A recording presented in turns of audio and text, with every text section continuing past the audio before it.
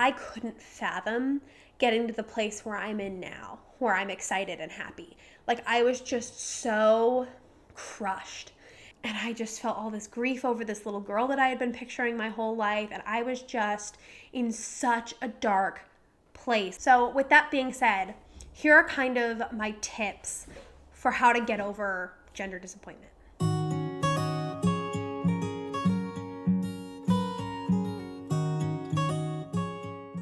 Whew, I'm nervous. Okay.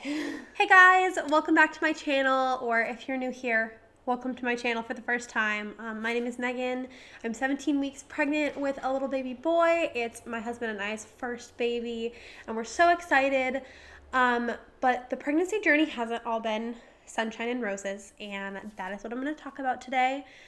I'm really nervous to make this video because I know it is a very sensitive subject. I guess I want to start this video off by saying that the reason I'm sharing this is because I know it's something that a lot of women go through and not a lot of people talk about. And it was really hard for me when I was going through it because I felt so alone and guilty and like a bad mom, and honestly, it's pretty normal, and I was able to overcome it, and that's what I'm going to be sharing with you guys today. But at the same time, I understand that there are people out there who have lost a pregnancy or lost a baby or are struggling to conceive, and I'm not in any way saying that this is as bad as that, but it is also a type of pain. You know, pain isn't relative. Just because somebody else is going through something worse doesn't mean that what you're going through doesn't hurt. So with that big old disclaimer out of the way, today we're going to be talking about gender disappointment. So it's probably not a huge surprise to all of you guys that I really wanted a girl. And we're having a boy, which is totally fine, and now I'm like super excited. I can't wait to meet him. I like love him so much already, but when I first found out, it was kind of jarring. And I think the reason that is because, you know, as a little girl, if you play with baby dolls, or at least when I was growing up, I think there's a little bit more diversity now, but it's still not great.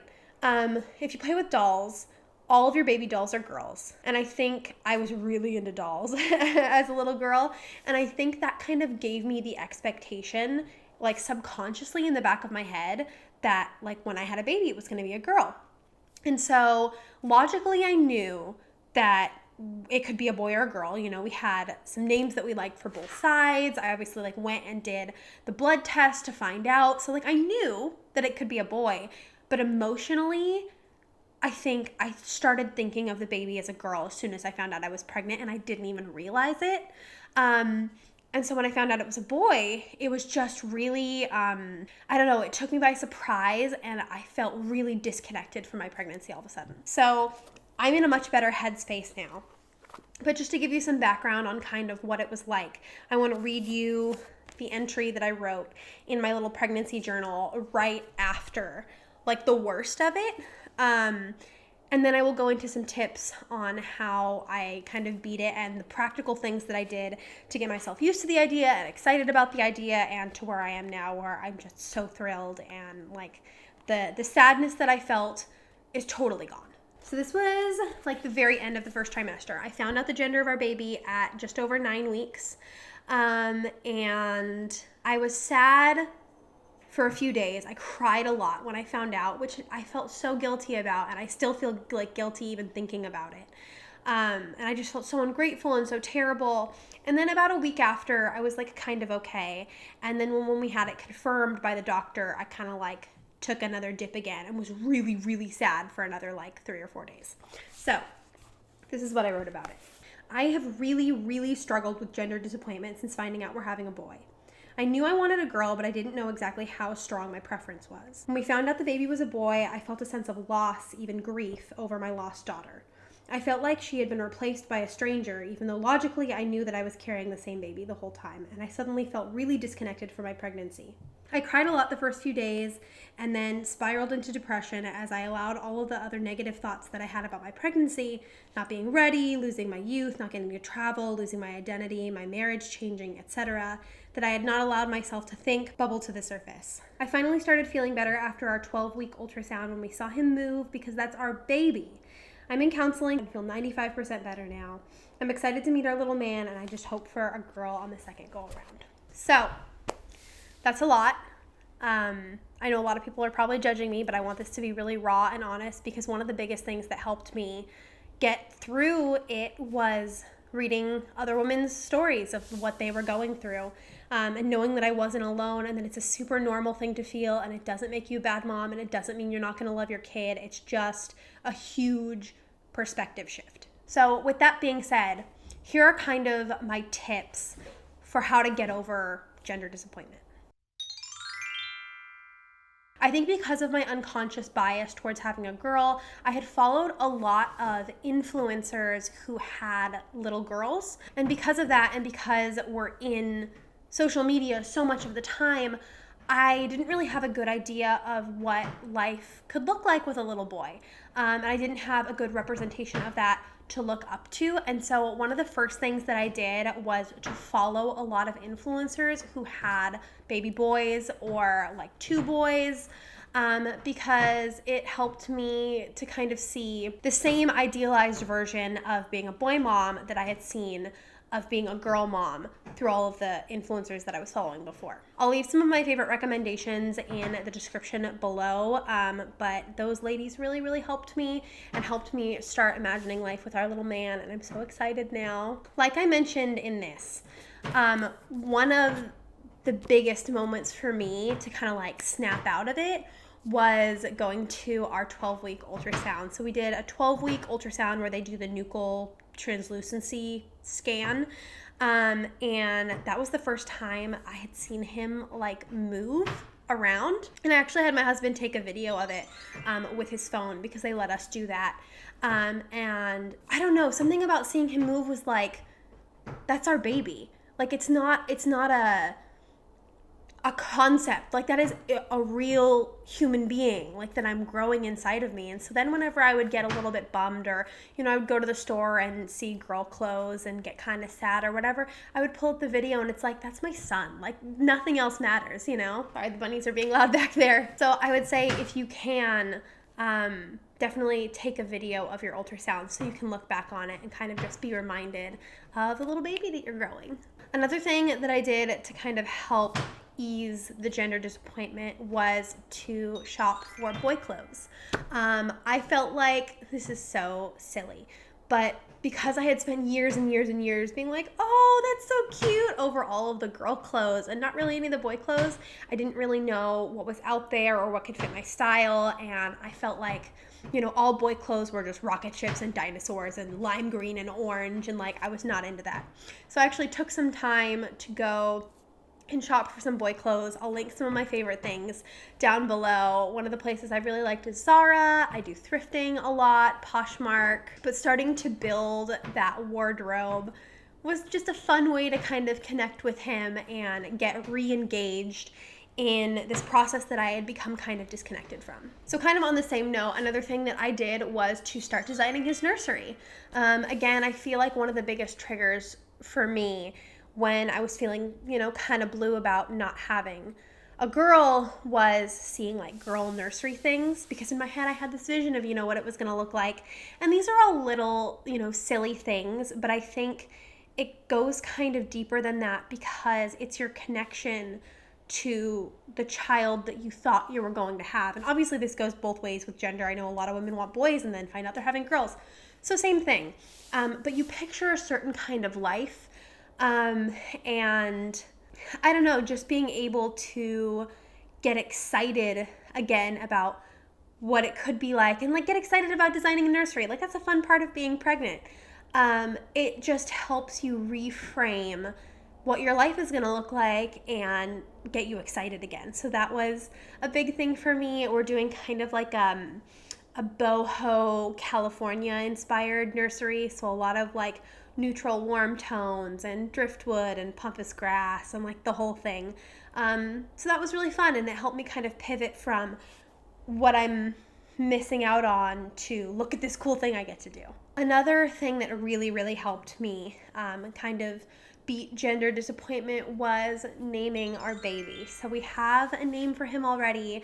I didn't really love any boy names for the longest time, so it was really hard to find something. But we found something we absolutely love. We're not sharing it until he's born, but having that piece figured out, you start to think of your baby. I'm like touching my stomach here, but you can't even see.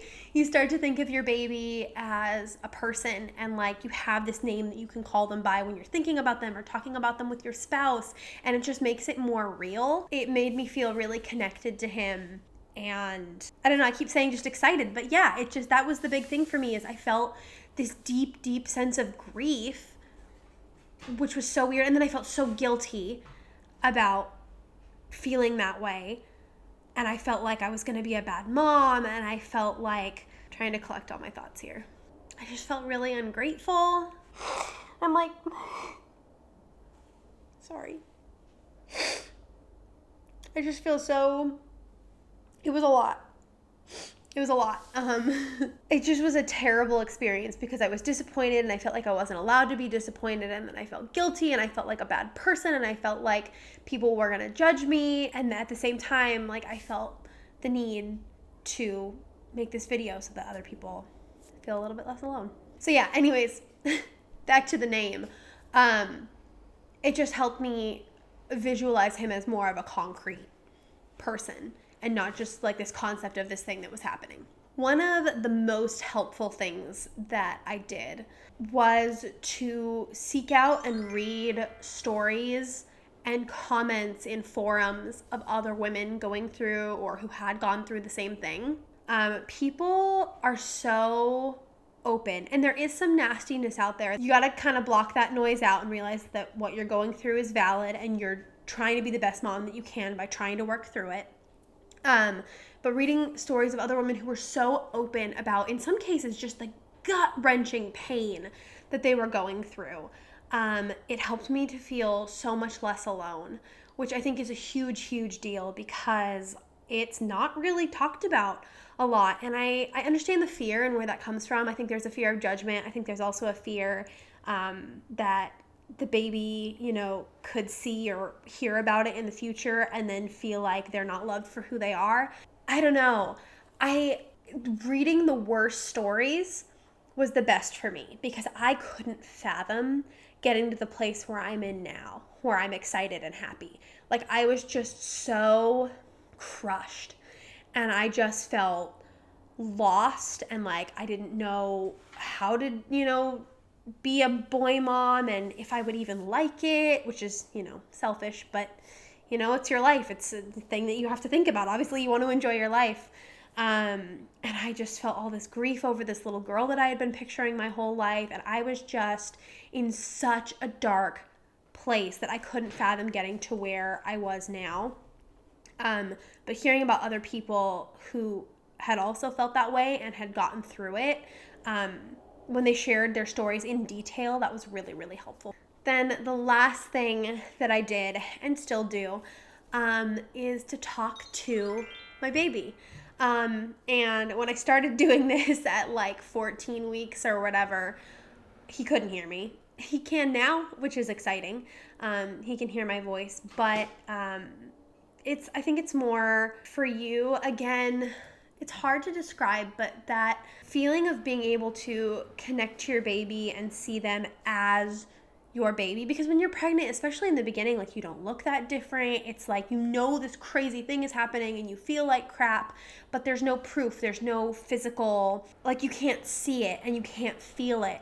And so it can be really easy to just be like, I don't believe this is happening, or like, it doesn't feel like I'm pregnant or whatever.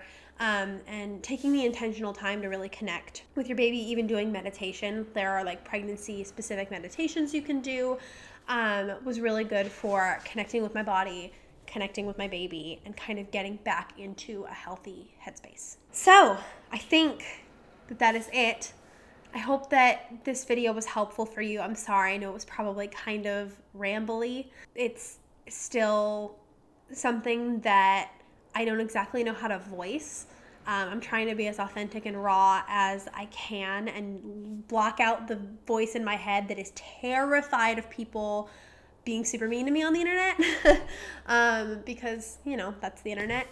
But yeah, I just want to let you know, if it's something that you're going through, you're not a bad mom.